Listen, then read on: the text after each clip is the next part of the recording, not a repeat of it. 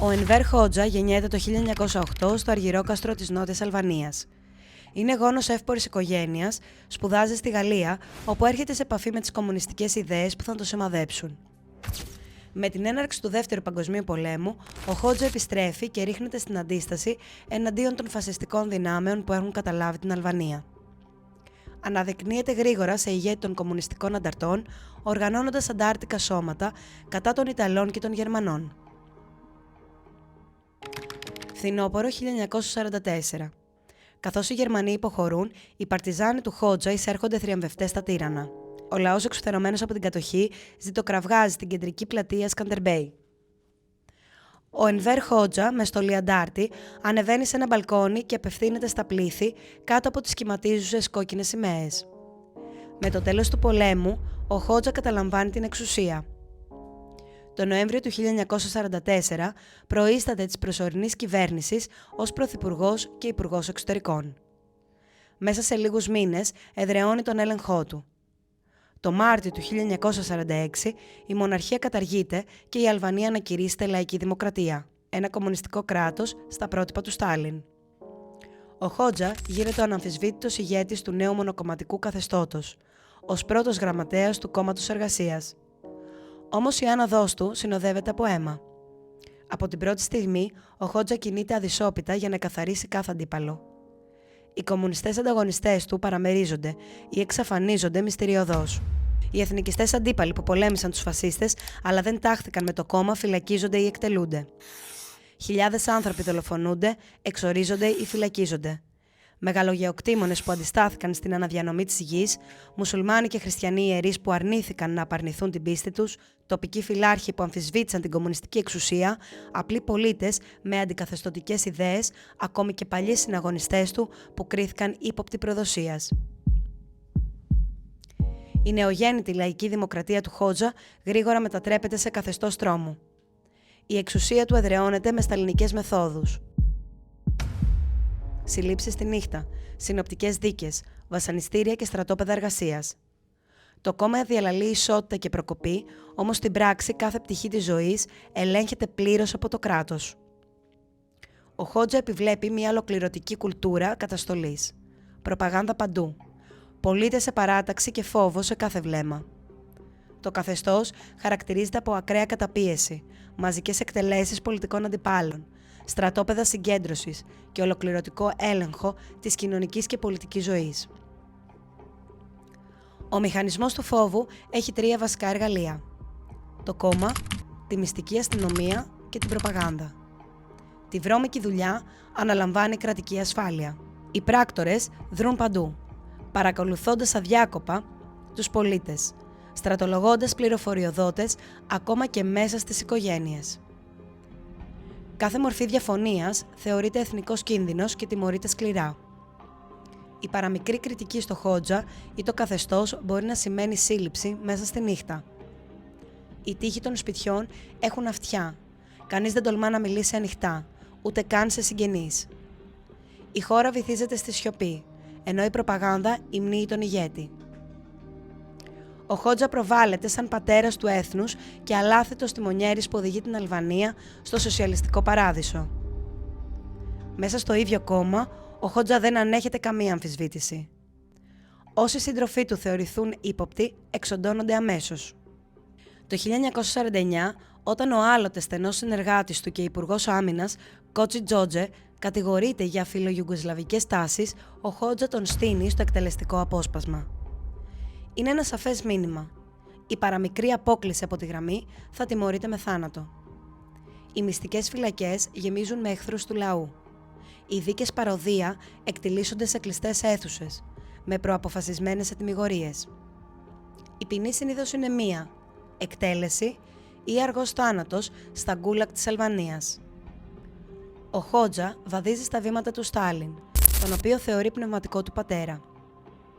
Τη δεκαετία του 50, η μορφή του Ιωσήφ Στάλιν προβάλλεται στην Αλβανία σχεδόν με θρησκευτική ευλάβεια.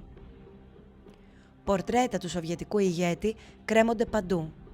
Οι μαθητές μαθαίνουν ύμνους και τα συνθήματα «Εμπρός για βιομηχανική ανάπτυξη» και «Διαρκής ταξική πάλη» γίνονται καθημερινό Ευαγγέλιο.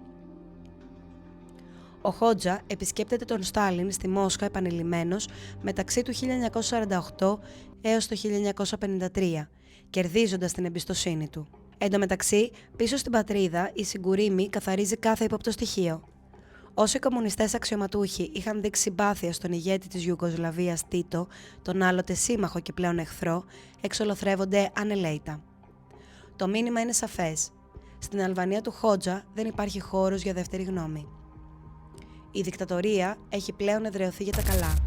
Η καταπίεση κορυφώνεται όσο περνούν τα χρόνια. Στα μέσα της δεκαετίας του 60, ο Χότζα προχωρά σε μια πρωτοφανή κίνηση. Αποφασίζει να καταργήσει τη θρησκεία. Το 1967 κηρύσσει την Αλβανία πρώτο επίσημα άθεο κράτος στον κόσμο. Όλες οι θρησκευτικές πρακτικές απαγορεύονται αυστηρά. Τζαμιά, εκκλησίες, μοναστήρια κλείνουν ή μετατρέπονται σε αποθήκες και κινηματογράφους. Οι ιερείς και οι μάμιδες διαπομπεύονται δημόσια, αποκαλούμενοι κοινωνικά παράσιτα από τα ελεγχόμενα μέσα ενημέρωσης. Υποχρεώνονται να αποκηρύξουν την πίστη τους ως άθλια κατάλοιπα του παρελθόντος. Ακόμη και τα ονόματα των χωριών αλλάζουν. Όσα είχαν ονόματα Αγίων μετονομάζονται σε κοσμικές ονομασίες. Τα παιδιά εκπαιδεύονται να καταγγέλνουν στη μυστική αστυνομία οποιοδήποτε θρησκευτικό ολίσθημα των γονιών τους. Ο Ενβέρ Χότζα οχύρωσε τη χώρα του αιμονικά, περιμένοντας εισβολείς που δεν ήρθανε ποτέ. Ο φανατικός σταλινισμός του δεν είχε μόνο εσωτερικές συνέπειες. Απομόνωσε πλήρως τη χώρα από το διεθνές περιβάλλον.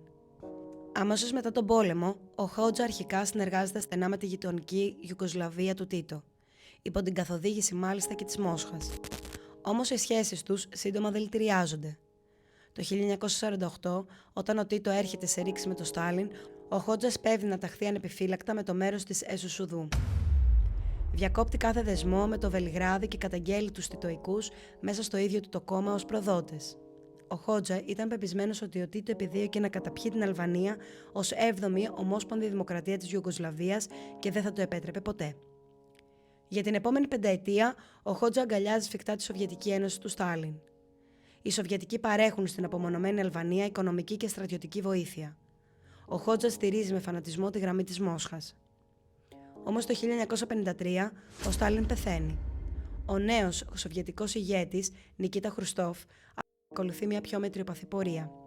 Το 1956 καταγγέλει τις ακρότητες του Στάλιν. Για το Χότζα αυτό ισοδυναμεί με βλασφημία. Εξοργισμένος, διακόπτει σταδιακά τη σχέση με τη Μόσχα.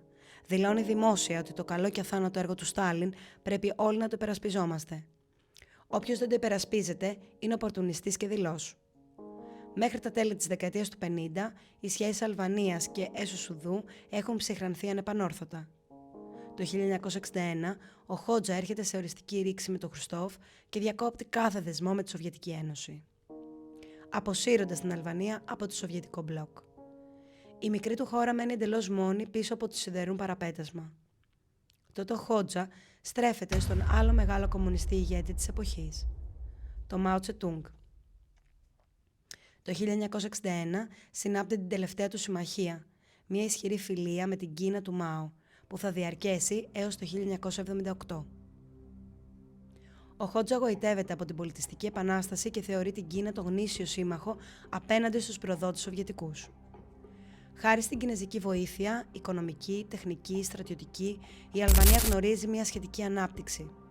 Ιδρύονται εργοστάσια, εξυγχρονίζεται η γεωργία και βελτιώνεται το βιωτικό επίπεδο. Ωστόσο, ο Μάο πεθαίνει το 1976 και οι διάδοχοί του ανοίγονται στη Δύση. Για τον αδιάλακτο Χότζα, αυτό είναι μια ακόμη ιδεολογική προδοσία. Αρνούμενος να ανεχθεί αναθεωρητές στο Πεκίνο, το 1978 διακόπτηκε με την Κίνα. Πλέον η Αλβανία μένει απολύτως απομονωμένη. Ο Χότζα υπερηφανεύεται ότι κυβερνά το μοναδικό πραγματικά κομμουνιστικό κράτος στον κόσμο. Όλους τους άλλους, Σοβιετικούς, Ιουγκοσλάβους, Κινέζους, τους θεωρεί προδότες του μαρξισμού. Η διπλωματική και οικονομική απομόνωση είναι σχεδόν απόλυτη. Ο Χότζα σφραγίζει τα σύνορα της Αλβανίας. Κανείς δεν μπορεί να φύγει, κανείς δεν μπορεί να μπει χωρίς έγκριση. Το καθεστώς υιοθετεί μια ιδιόμορφη πολιτική εθνικής αυτάρκειας, προσπαθώντας να παράγει τα πάντα μόνο του. Οι ελλείψεις όμως είναι μεγάλες και η φτώχεια είναι μόνιμη.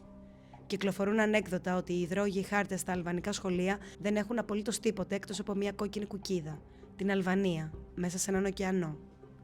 Ο λαός ζει αποκλεισμένος από τον έξω κόσμο, με μόνη αλήθεια την κρατική προπαγάνδα. Το πιο χειροπιαστό σύμβολο της απομόνωσης και της παράνοιας του Χότζα είναι τα περιβόητα τσιμεντένια μπάνκερ. Από τα τέλη της δεκαετίας του 60, ο δικτάτορας διατάζει τη μαζική οχύρωση της χώρας. Περίπου 600.000 μικρά πολυβολία, θολωτά καταφύγια από μπετόν και ατσάλι ξεφυτρώνουν παντού. Σε ακτές, σε λίμνες, σε ορεινά περάσματα γύρω από τις πόλεις και τα χωριά. Υπολογίζεται ότι κατά μέσο όρο 5,7 μπάνκερς αντιστοιχούσαν ανά τετραγωνικό χιλιόμετρο της αλβανικής επικράτειας. Το Μπунκερζίμι, όπως ονομάστηκε, στοίχησε τεράστιους σπόρους σε μια φτωχή χώρα. Χιλιάδες εργάτες δούλευαν επί 2 δεκαετίες για να φτιάξουν καταφύγια που δεν χρησιμοποιήθηκαν ποτέ. Κανείς σοβιετικός ή άλλος εισβολέας δεν ήρθε. Αντί για σπίτια, δρόμους και σχολεία, ο Χότζα έχτιζε πολυβολία, έτοιμος να πολεμήσει μέχρι εσχάτων εναντίον ανύπαρκτων εχθρών.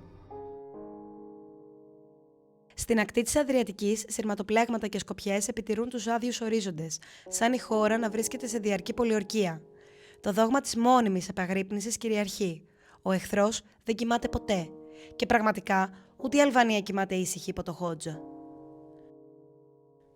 Η βασιλεία του φόβου που επέβαλε ο Ενβέρ Χότζα κράτησε σχεδόν 40 χρόνια.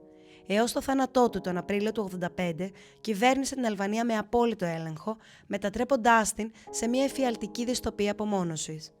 Το τμήμα αυτής της απόλυτης εξουσίας ήταν ανυπολόγιστο. Άλλαξε ριζικά το πρόσωπο της χώρας του, εκβιομηχανίζοντάς την και επιβάλλοντάς την σε μια επίφαση τάξης και ισχύος, αλλά όπως και το πρότυπό του ο Στάλιν, αυτό έγινε με ένα βαρύ φόρο αίματος. Δεκάδες χιλιάδες Αλβανοί πολίτες πλήρωσαν με τη ζωή τους, την ελευθερία ή την αξιοπρέπειά τους, την πρόοδο του καθεστώτος. Το κομμουνιστικό κράτος του Χότζα διαφήμιζε αυτάρκεια και ευημερία, όμως επρόκειτο για μύθο. Μετά την πτώση του κομμουνισμού, αποκαλύφθηκε πως η Αλβανία ήταν οπισθοδρομική και εξαθλιωμένη, ακόμη και σε σύγκριση με άλλες ανατολικοευρωπαϊκές χώρες. Για χρόνια υπήρξε η φτωχότερη και η πιο κλειστή κοινωνία της Ευρώπης. Ο ίδιος ο δικτάτορας δεν δίστασε να εξοντώσει ακόμη και τους πιο στενούς συνεργάτες του προς το τέλος. Το 1981, ο Χότζα, σε ένα τελευταίο κύμα παράνοιας, διέταξε νέες εκαθαρίσεις στο κόμμα. Ο επί δεκαετίες πιστός πρωθυπουργός του, Μεχμέτ Σέχου, βρέθηκε ξαφνικά κατηγορούμενος ως προδότης και πράκτορας ξένων δυνάμεων. Λίγο μετά, ανακοινώθηκε πως αυτός ήταν μυστηριωδός. Κανείς δεν αμφέβαλε ότι ο Σέχου ήταν άλλο ένα θύμα της ανελαίτης καχυποψίας του Χότζα. Έφτασε στο σημείο να φοβάται ακόμη και τους φίλους του. Έχοντας εξοντώσει όλους τους πιθανούς διαδόχους και αντιπάλους, αποσύρθηκε σιγά σιγά από το προσκήνιο, αφήνοντας όμως πίσω του ένα ολόκληρο σύστημα που έφερε ανεξίτηλη τη σφραγίδα του. Την άνοιξη του 1985, ο Ένβερ Χότζα πεθαίνει σε ηλικία 76 ετών, παίρνοντας μαζί του πολλά από τα μυστικά του καθεστώτος. Οι διάδοχοί του επιχειρούν διστακτικά κάποιες αλλαγές, όμως η κληρονομιά του είναι πολύ βαριά. Άφησε πίσω του μια χώρα βουτυγμένη στην απομόνωση, καθυλωμένη στο φόβο του έξω κόσμου. Ο αλβανικός λαός, μετά από σχεδόν μισό αιώνα καταπίεσης, είχε μάθει να ζει με το φόβο ως καθημερινότητα. Οι πληγές της περίοδου του Χότζα θα χρειαστούν χρόνια για να επουλωθούν, αν επουλωθούν ποτέ. Δεκαετίες μετά, το φάντασμα του Ενβέρ Χότζα εξακολουθεί να πλανάται στις μνήμες. Για κάποιους μεγαλύτερους, αναμειγνύεται με μια παράδοξη νοσταλγία μιας τάξης και ισότητας που πίστεψαν πως υπήρχε. Για τους περισσότερους όμως, ιδίως για τους νεότερους, αποτελεί μια σκοτεινή υπενθύμηση. Μια προειδοποίηση για το πού μπορεί να οδηγήσει η απόλυτη εξουσία στα χέρια ενός μόνο ανθρώπου. Καθώς η αυλαία κλείνει σε αυτή τη μεγάλη αλλά ζωφερή ιστορία, ένα ερώτημα πλανάται σαν ψήθυρο στον άνεμο των βουνών της Αλβανίας. Τι μένει τελικά από την απόλυτη εξουσία? Ίσως μόνο τα ερείπια των τσιμεντένιων οχυρών και των ανθρώπινων ψυχών, που θυμίζουν σε όλους μας πως η ελευθερία είναι έθραυστη και πως το να κυβερνάς με το φόβο μπορεί να φτιάξει αυτοκρατορίες, αλλά στο τέλος αφήνει πίσω του μόνο σκιές.